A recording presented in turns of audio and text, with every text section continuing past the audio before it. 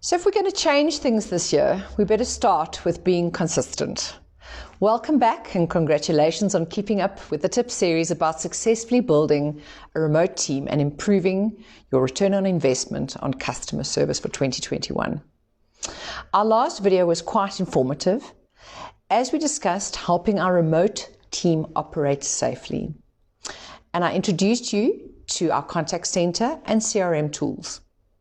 Today we talk about another crucial component of your return on investment, which is improving your customer service solution to build customer loyalty. An excellent way to get the ball rolling on improving the efficiency, customer loyalty, and strategy pillars of your customer service solution is to build a cross-functional team. This is essential as customer service is not a department or a function. Customer loyalty means customer satisfaction before and after they interact with your brand to earn their loyalty.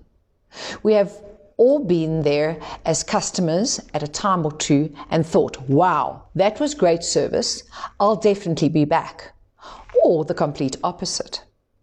This reminds us of the vital component in building customer loyalty as quality service. Make sure that your remote contact center team is working efficiently as the necessary tools to work in a timely and organized manner.